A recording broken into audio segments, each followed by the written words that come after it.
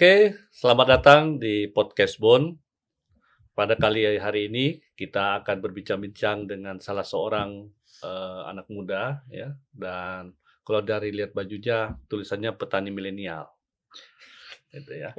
Dan pada kali ini hostnya untuk podcast Bon ini saya sendiri, Prayudi, Direktur Pengolahan dan Pemasaran Hasil Perkebunan, ya. Dan kita sudah pernah ketemu sebelumnya ya. Sudah, Pak. Dan pada hari ini saya akan mewawancara seorang businessman di bidang perkebunan. Yang kita kenal nama panjangnya itu Asep Djapar Siddiq. Betul, Pak. Selamat datang Pak Asep. Ya, terima kasih Bapak sudah mengundang saya. Pak Asep, Pak Djapar atau Pak Siddiq bisa panggil nih? Biasa dipanggil Kang Siddiq. Kang Siddiq, oke. Kita panggil dengan Kang Siddiq. Sekali lagi selamat datang di podcast perkebunan. Sekarang kita hadir Siddiq, Kang Siddiq ya. Boleh kita bicara santai aja nih Kang ya. Siap, Pak. Bisa bicara ceritakan siapa Kang Siddiq ini? Siap. Bismillahirrahmanirrahim. Assalamualaikum warahmatullahi wabarakatuh. Waalaikumsalam. Selamat siang. Perkenalkan, nama saya Asep Djapar Siddiq, biasa dipanggil Kang Siddiq. Saya berasal dari Kabupaten Tasikmalaya, Orang Desa Tasik ya. Giribukti, ya, Kecamatan Bojonggambir, Pak. Bojonggambir. Saya anak desa, Pak. Ya. Dan kenapa saya bisa sampai saat ini bisa berusaha bisnis di bidang perkebunan, karena memang saya tinggal di kampung dan memang ada potensi di daerah. Cuman cerita awalnya saya dulu tidak kepikiran untuk usaha di bidang ini, Pak. Ya, singkat cerita, Pak, saya migrasi ke luar negeri menjadi seorang pekerja migran. Kalau bahasa dulu itu TKI, Pak. Oh, TKI. TKI, ya. TKI waktu jadi sekolah SD sampai SMA, Pak. SMA di Tasik. Iya. Setelah itu saya pergi ke luar negeri setelah karena tamat SMA. Iya, Oke. bekerja ke luar negeri, ikut program G2G, Government to Government. Oke. Program pemerintah. Iya. Di tahun 2013. 2013. Betul. Berarti 11 tahun yang lalu ya. Betul. Dari situ saya kerja di luar negeri di Korea Selatan selama kurang lebih 4 tahun, Pak. 4 tahun? Iya. Cuman saya sering cuti, Pak. Sering pulang ke Indonesia gitu, karena kan saya harus membaca potensi apa nih nanti ketika saya pulang gitu. Usaha apa nanti kalau misalkan saya pulang yang bisa saya kembangkan gitu dengan potensi lokal yang ada di daerah saya. Oke. Kita mau dengar dulu nih cerita pengalaman jadi migran ya istilahnya ya. Betul, migran Pak. Selama 4 tahun, Pak. 4 tahun. Kang Siddiq coba cerita, apa yang dibawa dari migran ini atau tenaga kerja luar negeri ini masuk? Dari luar, Pak? Ya. Ya mungkin selama di Korea saya banyak belajar, Pak. Banyak belajar tentang semangat gitu kan, semangat kerja, apalagi kan negara Korea, negara Jepang itu terkenal dengan etos kerjanya, Pak. Terkenal dengan etos kerjanya yang kalau dibilang itu benar-benar waktu adalah uang itu memang benar, Pak. Di Korea itu sama di Jepang itu hampir tidak ada bedanya, Pak. Dari mulai bangun sampai ke tidur lagi itu kerja gitu, Pak. Jadi melatih disiplin ya? Melatih disiplin itu semuanya. Dan yang menyebabkan saya sekarang usaha di bidang perkebunan dalam artian di sini teh, Pak. Iya. Karena waktu di sana saya pengen minum, Pak, kok tidak menemukan teh gitu, Pak. Di Korea itu? Iya, awalnya. Jadi tapi kerjanya di sana apa? Kalau saya kerja, Pak, di otomotif. Di Kia, Pak. Di Hyundai. Ya. Hyundai Motor. Nah, cuman di situ saya sering main ke kampung-kampung, Pak, kalau di sana. Sering main ke kampung-kampung dan di situ saya lihat perkebunan teh, Pak. Ada perkebunan teh yang gimana ya, Pak? Itu tempatnya sedikit gitu, Pak, tapi sangat dirawat gitu, Pak. Karena kayak mungkin mirip di Cina gitu, Pak. Ya. Jadi teh itu adalah minuman yang sangat berharga. Kan kalau di Cina itu hanya khusus orang-orang bangsawan gitu kan, Pak. Gitu ceritanya ya? Dulu kan sejarahnya yang bisa minum teh itu. Yang minum teh. Nah, dari situ saya kepikiran, Pak, saya cuti dan pulang ke Indonesia, saya membaca potensi di lokal gitu kan. Apalagi kan di Provinsi Jawa Barat, khususnya Kabupaten Tasikmalaya itu adalah salah satu kabupaten yang memang, perkebunan tehnya itu terluas di Jawa Barat. Tidak terluas secara keseluruhan, Pak, ya, tapi ini sifatnya teh berbasis, apa namanya, perkebunan rakyat gitu, Pak. Perkebunan Iya, rakyat, bukan punya pemerintah, bukan bukan, perusahaan. bukan perkebunan swasta juga Iya gitu, iya Pak, iya. tapi real punya masyarakat gitu, Pak. Ya ya. Jadi muncul ide ilham ini dari Waktu kerja di waktu Korea, kerja di iya, Korea ya. Ini menarik ini. iya. Nah, setelah 4 tahun pulang, Saya pulang ke Indonesia, ya, Pak, selama di Korea itu saya beli tanah, Pak, tanah gambut gitu, Pak. ya selama kerja di Tanah, sana ya, nyicil beli nyicil di tanah gitu, kampung. Pak, betul. Oh, Nyicil tanah gambut, apa di namanya, kampung halaman. betul, Oke. itu tanah-tanah kosong gitu kan, Ya Pak. ya. Tapi ada sisa-sisa teh peninggalan gitu, Pak, bukan Oh. peninggalan, yang sudah tidak dirawat gitu, Ya ya Pak. ya ya. Cuman saya itukan lagi, Pak, terus tambal sulam gitu, Pak, saya Mhm. beli dari orang lain gitu. Ya. Nah, dari situ saya belajar, tapi waktu itu saya, masih, apa namanya, belum ke hilir gitu, Pak. Ya. Masih hanya Menanam. sekedar nanam Jadi aja, ya panen saya jual. ya. Nah, setelah dari situ saya cari-cari informasi, bagaimana cara mengembangkan produk, khususnya di teh gitu, Pak, ya, supaya saya punya produk sendiri gitu. Saya datanglah ke Dinas, Pertanian dan Perkebunan Kabupaten Tasikmalaya. Untuk ininya, Ya, minta olahannya. pendampingan gitu, Pak. Oh, Saya gitu. datang ke Dinas Perindustrian dan Perdagangan kabupaten gitu. Dari situ saya didampingi dan Hmm. ketemulah Dinas Provinsi Jawa Barat di bidang perkebunan, Pak. Oke. Nah, cerita sedikit, berapa luas, tanaman tehnya Yang ada di yang dikelola? yang dikelola sama saya sendiri itu kurang lebih 6 hektar, Pak. 6 hektar. Sedikit, Pak. Oh, Ya, cuman kalau misalkan, kebetulan saya sekarang jadi ketua asosiasi, Pak, iya, khusus di Kabupaten Tasikmalaya di bidang teh. Itu total perkebunan teh yang ada di Kabupaten Tasikmalaya itu kurang lebih 4.000 hektar. 4.000 hektar. Iya, Oh, jadi milik sendiri 6 6 hektar, iya, hektar, dan milik kemudian keseluruhan itu 4.000. ada asosiasinya Ada gitu ya. asosiasinya, betul, Jadi Pak. ini adalah perkebunan teh rakyat gitu Betul, ya. perkebunan teh rakyat. Oke, jadi posisinya apa di situ di Di asosiasinya itu? saya sebagai ketua, Pak. Wah, Iya, ini ada ketua apa namanya? Apteh, Pak, Apteh lokal, Pak. Apteh lokal, Iya, Asosiasi petani teh. Petani Teh, Iya, Tasikmalaya, Kabupaten Kabupaten Tasikmalaya, betul, Tasikmalaya. Pak. Wah, ini kita berbincang rupanya dengan, ketua dari, Asosiasi Petani Teh, Tasikmalaya. Oke, jadi, memang daerah situ daerah teh gitu ya? Daerah teh, Pak. Iya, Mmm, di saya itu mayoritas Kabupaten Tasikmalaya itu, teh, kapulaga, aren, Pak. Kapulaga ya, Kapulaga, aren, sama aren, cengkeh, Pak. cengkeh, Iya, oke. sama itu apa namanya, kelapa, Pak. Kelapa, Kelapa, iya. kelapa dalam ya? Iya, kelapa. Oke. Nah, sekarang tadi, sudah punya kebun nih. Terus tadi apa apa yang diharapkan untuk ketemu dengan, dinas gitu, Iya. apa? Keinginan apa sebenarnya? Jadi dulu itu saya ingin, apa ya, Pak, ingin menciptakan lebih ke harapannya gitu ya, Pak, ya, ingin menciptakan lapangan pekerjaan gitu, Mhm, Pak. Jadi memberdayakan masyarakat melalui produk-produk gitu, Pak. oke, Produk-produk kan itu secara, apa namanya, secara lihat dari kapasitas masyarakat di sana kan rata-rata pada punya kebun teh ya, Pak. iya, Itu kan bisa dibikin produk secara olahan gitu kan, oh, Pak. Teh teh gelang gitu kan, Pak. iya Teh apa tidak harus diolah di pabrik gitu. iya Cuman kalau memang skala besar itu membutuhkan pabrik, Pak. iya, Nah, di situ saya, apa namanya, minta pendampingan kepada dinas gitu, Pak. mhm, Bagaimana cara, apa namanya, eee, produk ini itu bisa dikemas gitu, Pak. iya, Bisa dikemas, ada label, apa namanya, halal juga, BP POM, PIRT kayak gitu, Pak. oh gitu, Iya, dan alhamdulillah dari dinas sangat membantu dan dari situ saya, apa namanya, dari 2018 saya ngajak anak muda gitu, Pak, iya, anak muda di daerah. ya, kalau kita bicara tadi tidak hanya bicara kebunnya saja berarti Betul, ya, Kang Sidik ini. Nah, selanjutnya berarti Kang Sidik bersama teman-teman mau meningkatkan nilai begitu, betul, ceritanya gitu ya? iya, Sekarang sudah ada nama mereknya atau apa? ada, Pak. Apa namanya? Namanya ada Bogateh, Pak. Bogate. Bogateh. Nah, apa apa anunya itu?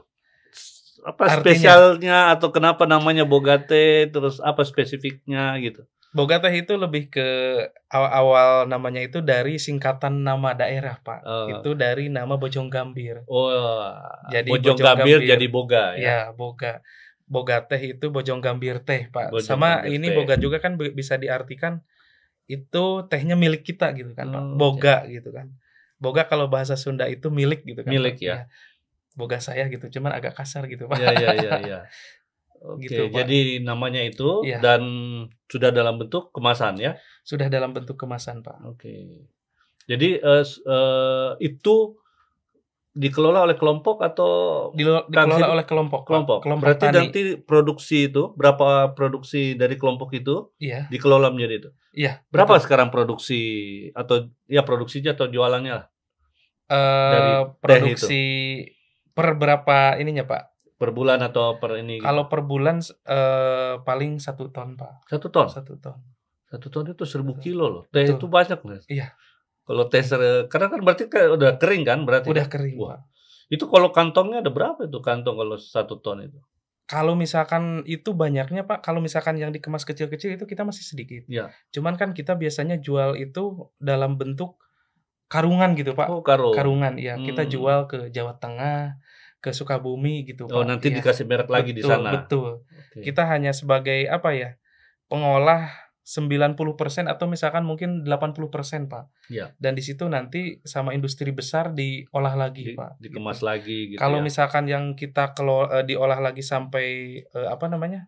Sampai benar-benar dikemas gitu, Pak. Kemas tadi Kita paling sedikit, Pak. sedikit ya. Karena kita tidak punya mesin, Pak. Oh, oke. Tidak punya fasilitas apa namanya? Alat Oh, gitu, karena Pak. butuh Betul. mesin yang Betul, mahal betul. ya, Dan yang itu juga besar yang ya. kita kemas kecil itu kan kita mengolah secara manual, Pak. Iya, iya, Iya, iya. secara manual. Kalau yang besar-besar itu biasanya nanti di Industri industri yang ya. besar gitu, Pak. Menarik, menarik, menarik. Selain teh apa? Saya paling banyak sebetulnya di luar Serewangi itu di Kapulaga, Pak. Serewangi juga? Serewangi juga. Serewangi terus Kapulaga. Kapulaga. Iya. Produk ini diapain? Kita jual ini, Pak, jual mentah. Kalau Mentah untuk yang ini, iya. yang sereh. Yang sereh itu jual minyak, Pak. Minyaknya. Berarti Minyak. ada alat-alat pengolahan penyulingannya ada? Ada, Pak. Wah, hebat dong. Tapi masih skala kecil, Pak. Sehari cuman nyampe paling ya 5 kintal, Pak, pengolahan. Ya, itu kan mahal juga kan ya, peralatan penyulingan itu ya. Gitu, Pak. Hasil nyicil, Pak. Tapi yang penting ini artinya ada usaha ya. Betul. Ada usaha. Jadi ada sereh, kemudian kapulaga. Betul. Pak, Tapi kapulaga dijual ini. dijual kering, Pak. Kita Kering. biasa jemur dulu atau misalkan kalau musim hujan kita open dulu, Pak. Iya. Gitu. Ya, ya, ya. Jadi ini menarik ini pemirsa. Jadi Kang Sidik ini belajar dari pengalaman di luar negeri, belajar tentang disiplin Betul. gitu ya. Kemudian melihat bahwa ada potensi bisnis yang bisa dikelola secara mikro, secara kecil, secara keluarga ya. Betul, Pak. Karena memang saya ini berpikir bahwa teh ini itu dikelola oleh industri besar loh. Iya. Ya kan? Tapi rupanya bisa ya dikelola secara mandiri ya, Bisa, Pak, berkelompok bisa. begitu ya. Bisa. Nah, ini pengalaman baik nih Kang Sidik nih. Apa kira-kira tantangannya berbisnis di perkebunan? Tantangannya ya mungkin apa ya, Pak? Kalau menurut saya sekarang anak mudanya sudah pada gak mau bertani gitu kan, Pak. Terus sekarang apa namanya? Gimana ya? Lihat anak-anak muda mungkin yang lain itu kayak mau bertani itu pada gak mau, Pak. Terus yang jadi tantangan terbesar kita cari apa namanya? Masih agak sulit mencari pangsa pasar, Pak. Pangsa pasar. Yang sesuai dengan apa namanya? Mungkin yang kita harapkan di harga, Pak. Ya. Iya, itu. Jadi yang pertama tantangan di perkebunan itu adalah tenaga kerja Betul, ya, SDM betul. ya. SDM, iya. Karena melihat bahwa perkebunan ini dipanas terik begitu Betul, kali iya. ya. Ya mungkin kita perlu teknologi seperti apa gitu ya, kita bisa berkebun yang lebih praktis begitu Betul, ya. betul. Tapi memang itu tantangan di manapun karena tenaga kerja di pertanian ini memang cenderung menurun secara total gitu ya. Jadi sepertinya butuh sentuhan teknologi ya, teknologi panen gitu ya, pasca panen dan sebagainya. Oke, itu tantangan SDM. Yang kedua tadi tantangan Apa tadi yang kedua? Tantangan yang kedua, Pak, Pasar ya. pasar, ya, pangsa pasar, Pak. Kenapa? Apa masalahnya di pasar itu? Mungkin gini, Pak, apa ya, yang menjadi tantangannya itu di pasar antara harga sama apa itu, biaya yang Yang dikeluarkan? dikeluarkan itu tidak sesuai, Pak. Itu Oh, yang oke. menjadi tantangan terbesar kita. Ya, ya, Karena memang mungkin kita itu yang pertama, bukan industri besar, Pak. ya, Kita UMKM gitu, ya, Pak. Terus, apa namanya, pengolahannya itu kan kita masih dalam tahap manual. Jadi mhm, memerlukan banyak orang, memerlukan banyak biaya, sedangkan, harga di pasarannya itu masih ya. Artinya tipis ya ya tipis itu, untungnya marginnya ya, itu tipis, Pak. marginnya Iya, tipis ya. betul betul. Oke. Terus belum lagi ini mohon maaf, Pak, Ya, katanya, apa namanya, yang jadi permasalahan sekarang di, apa, kita kan ada kayak asosiasi gitu ya. ya, Itu, apa, ada yang dari misalkan luar gitu kan, teh-tehnya ya, dari misalkan Vietnam, Pak. mhm, Terus dari, apa itu, kalau tidak salah kemarin itu di forum, salah satunya itu, Pak, Vietnam. Kualitasnya bagus, Pak, di ya, atas kita, tapi harga di bawah kita, Pak. Nah, itu mmm, yang menjadi penyebab utama kita, ya, ya, ya, ya, menjadi penyebab utama kami gitu, iya, Pak. iya, Ya saya juga tidak tahu gitu, Pak, itu iya, bukan di ranah saya iya, gitu. iya, iya, Itu mungkin ranahnya, teman-teman mungkin di luar, Pak, itu. iya, iya, iya. Jadi tantangan pemasaran ini ya, Kang Tantangan Sidik ya. pemasaran, betul, Pak. Oke, saya kira itu kita perlu catat ya. Betul Kami juga sebagai pembina, pekebun gitu ya. Oleh karena itu, terkait dengan pasar ini, betul kebetulan kami mau adakan Bunex ini, betul, Pak. Perkebunan Expo, Indonesia Expo betul. yang ketiga, Kang Asep. Ini udah yang ketiga loh. 3 iya, Ya, Pak. 3 Kang 3. Asep udah Yang pernah ikut pertama di, itu apa, JCC ya, Pak? JCC, JCC, yang kedua di SBSD, BSD. dan sekarang di SBSD lagi, Wah, Pak. Kang Asep ngikutin juga nih rupanya. Saya ngikutin, Pak, meskipun saya tidak diundang, tapi saya datang. Karena di situ kan jadi kesempatan saya juga kan, Iya, Pak, iya, pertama untuk belajar, iya, mencari relasi. betul. Salah satunya itu, Pak, Iya, mencari pangsa pasar. Dan iya. alhamdulillah yang pertama, Pak, waktu di SBSD Heeh. saya dapat pasar, Oh Pak. gitu? Iya, Alhamdulillah ya. iya. Nah, jadi ada pengalaman menarik nggak ikutin Bunex? Wah, banyak, Pak. Kita Set ketemu, apa, salah satunya kan kita ketemu sesama, eee, pengusaha teh gitu kan, Pak, ya. iya, Dari situ saya belajar iya. gitu kan, Pak. Dari situ saya belajar Jadi sharing informasi ya, betul berbagi betul. informasi ya. Terus, teman-teman yang lain gitu, senior-senior saya jualannya kemana, Oke. standarisasi dari produknya harus gimana, nah itu yang saya pelajari, Pak. Dan Belum waktu lagi lihat kemasan-kemasannya menarik-menarik betul lagi betul, ya. Pak, dari situ saya belajar juga. Iya, Dari situ saya, ATM lah gitu, iya, iya. amati tiru modifikasi, saya mengikuti itu. Amatir tiru modifikasi. Betul Dan betul. itu rupanya salah satunya lihat di Bunex ya. Betul, Pak. Tahun ini ikut lagi? Insya Allah ikut, Insya Pak. Allah Iya ikut ya. iya. Berarti pesannya ini apa kira-kira untuk di Bunex berikut ini?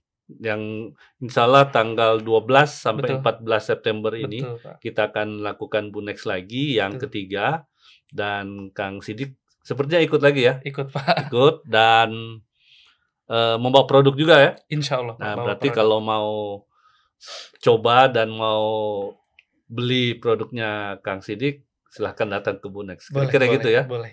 Tapi mungkin kalau misalkan untuk nanti di stand ya, Pak, ya, Ya, kita hanya bawa sampel-sampel aja gitu. Kalau ah, misalkan perlu banyak gitu, ya, misalkan dari para pemirsa yang nonton mungkin ya. nanti ada yang mau pesen teh misalkan skalanya 1 ton atau 2 ton, boleh kontak saya aja Wah, gitu. 1 ton, 2 ton tuh berapa hari itu diminum Kang Asep? Kang Sidik ya kalau Kan diminum barangkali di sendiri. sini Oh, bukan bisnis ada ya? industri ya, Pak, Ya, ya. Kebetulan kan di sekarang lagi maraknya tuh, Pak, yang, apa, minuman-minuman yang pinggir jalan tuh, ya, yang yang teh tini, ya, teh teh tini, teh tono teh dan tono lain-lain. gitu, Pak, yang di pinggir jalan, iya. Iya, iya. Itu kan banyak ya, Iya, Pak, iya. dan alhamdulillah saya banyak pesanan dari, ya, UMKM juga sih, Pak, Iya, kayak iya. gitu. Jadi membangun jaringan juga Betul lewat Bunex juga nih ya. betul, Pak. Syukurlah kalau ada manfaatnya ya. Iya. Mudah-mudahan ini, memperluas jaringan pasar juga ya dari produk teh kita. Betul betul, Pak. Nah, ini Kang Sidik, satu poin yang sebenarnya rahasia, tapi saya mau dengar karena pengalaman Kang Sidik ini perlu diberi nilai, kira-kira gitu ya. Saya mau dengar dulu sedikit tadi mengenai sekolahnya dulu, saya sedikit, ini dulu. Tadi sekolahnya di kampung, Di kampung, Pak, nah yang terus memang sama sekali belum ada listrik gitu, Pak. nggak ada listrik? Nggak ada listrik Waktu sampai SD? sekarang, Pak, Sampai iya. sekarang? Iya. Terus? Cuman pindah, Pak, 2009. Oke, pindah. Pindah direlokasi karena terkena bencana, Pak, dan Oke. paman saya meninggal Oh, karena tertimpa longsor, Pak, waduh, iya. terus? Jadi dulu itu saya sempat berhenti 2 tahun Di SD itu? setelah lulus SD, Pak, Lulus karena SD? memang, keadaan ekonomi gitu, Pak, Wah. dan saya juga kasihan terhadap keluarga gitu, Pak, kalau Waduh, sahabat dilanjut Bun sekolah. ini kalau Iya. dengar ya waktu SD itu ya. Betul, Pak. Terus SMP? Tidak lanjut SMP, Pak. Tidak lanjut? Saya 2 tahun berhenti, Pak. Oh, oke. 2 tahun berhenti, saya jadi, pembantu gitu, Pak, bukan pembantu ya, yang suka bantu-bantu di rumah orang lain gitu, Pak, Iya. tapi di kota. Oke. Oh, Di jadi kota. pindah ke kota? Betul, kerja gitu, Pak. Kerja dan tinggal Kerja. dengan orang di situ, Majikan, majikan betul, ya? Pak. Nah, cuman setelah 2 tahun saya pulang, Pak, karena waktu itu ada informasi bahwasannya sekolah gratis, Pak. Nah, pulang untuk lanjutkan Sekolah SMP, Pak. SMP? SMP. Tapi tetap, Pak, jauh itu sekolah SMP-nya. Dari rumah? Dari rumah. Di kampung? Selama kurang lebih 3 tahun, kalau bercerita ini saya suka mau nangis, Pak. Iya. Karena, Karena ingat perjuangan ya? Ingat Ini perjuangan jadi sama jasa jadi ke ibu saya, Pak. Iya. Saya tiap pagi, setelah sholat subuh itu saya sudah mandi, sudah makan. Dan aduh saya Pak, kalau ngobrol ini Mas, Ini dulu. di-cut dulu lah, boleh ya? Nggak apa-apa, lanjut aja terus. Tenang aja, tenang. Nggak apa-apa. Kalau masalah ngobrol ini, Pak, jadi kurang lebih 3 tahun ibu saya itu nganter tiap pagi, Pak. Waktu SD itu? SMP, Pak. SMP? Karena jauh, Pak. Jauh ya? Diantarnya pakai apa? Jalan kaki, Pak. Oh, jadi temenin jalan Jadi kaki? bawa apa itu kalau di kampung itu yang pakai minyak tanah dulu itu? Oh, Cempor, Pak. untuk penerangannya gitu? Nganter sekolah. Center. Jadi setelah sholat Sekolahnya subuh itu udah berangkat. jadi masih gelap gitu berangkat Betul. ya? Di mana ada matahari sudah mau terbit, di situ kami pisah, Pak. Itu tahun berapa itu? 2000 berarti 2000 berapa? 2006, Pak. 2006 ya? 2006. Iya. Aduh saya Waduh. maaf. Ini kok Ini terharu nih. kayak lebay gini, Pak. Gak apa-apa, itu namanya nilai perjuangan ya. Betul, Langsung ingat Pak. bagaimana Iya. susahnya hidup dulu ya. Sangat, Pak. Ya biar kita ini sedikit dipercepat sedikit dari Betul. SMP terus biar gak keinget nanti Iya. terus nanti Kang Sidik nih. SMP terus SMP terus saya setelah lulus SMP Alhamdulillah saya lulus SMP gitu lulus ya. SMP saya sekolah di kota, Pak. Oh, SMA. Di SMK, Pak. SMK. di kota. Setelah sekolah di kota ya tetap, Pak, sambil kerja gitu, sekolah juga. Nah, setelah lulus sekolah, saya bingung nih, Pak. Sebetulnya waktu itu saya dapat beasiswa juga lulus gitu, Pak. Ya. SBMPTN gitu. Oke. Kuliah di salah satu kampus keterima di salah satu perguruan tinggi yang ada di Yogyakarta, Pak. Oke. Cuman saya tetap masih bingung. Ya. Karena biaya ya. Hidup, betul, Iya, Pak. iya. Karena lihat kondisi ekonomi keluarga juga. Dari situ saya memutuskan ya udahlah nggak diambil gitu, Pak. Setelah itu saya keinget, Pak. Apa mungkin saya harus menjadi TKI gitu, Pak. Iya. Nah, rencananya dulu saya gak apa-apa, saya mau kerja aja ke Malaysia gitu kan, Pak. Iya. Jadi tukang panen sawit Panen gitu, sawit, Pak. Karena kan dari kampung itu ada beberapa orang yang memang kerja di sana, Iya. Pak. Setelah setelah saya banyak mencari informasi gitu, Pak, ke sana ke sini mengenai bekerja ke luar negeri, ketemulah alhamdulillah, Pak, ada informasi mengenai program G2G, Pak. Iya. Program government to government, Iya. penempatan pekerja migran Indonesia ke Korea Selatan. Iya.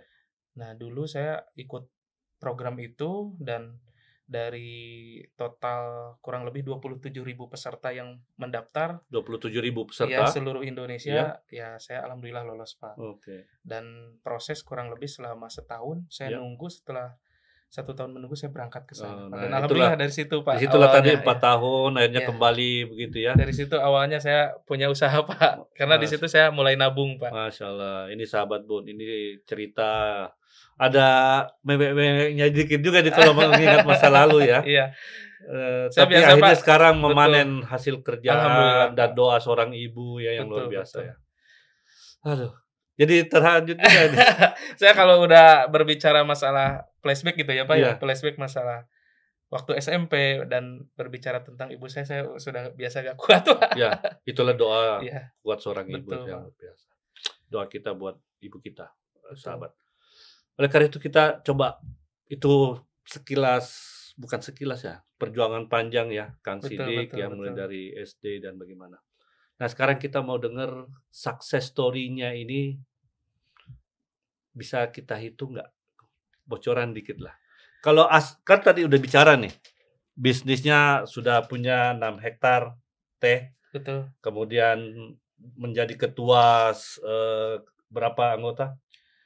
Kalau pabrik itu di kabupaten ada 28, Pak. 22. 22 pabrik. 22 pabrik dan itu Pabrik kecil maksudnya? Pabrik untuk pabrik skala menengah lah, Pak, menengah ke bawah. untuk memasok itu Pengolah tadi? teh, pengolah teh. Oh gitu. Ada 22 dan itu pure punya masyarakat, Pak. Oh gitu? Iya. Oh, Bahkan oke. di kami itu masyarakat karena mungkin, sudah terbiasa mengulik gitu kan, Iya. Pak. Itu bikin mesinnya sendiri. Oke. Kecuali mungkin mesin-mesin canggih yang saya Ya, bilang tadi, Pak. ya. Itu harus dari luar. Kenapa Mhm. kami mengolah teh hanya cuman sampai 80% gitu, Pak. Ya. Itu karena kami keterbatasan, apa namanya, yang disebut mesinnya itu ECP, Pak. Ya. Iya. Apa yang memang kalau misalkan butuh mesin itu harus beli dari India atau dari Cina, Pak. Di kita nggak ada, gitu. Ya.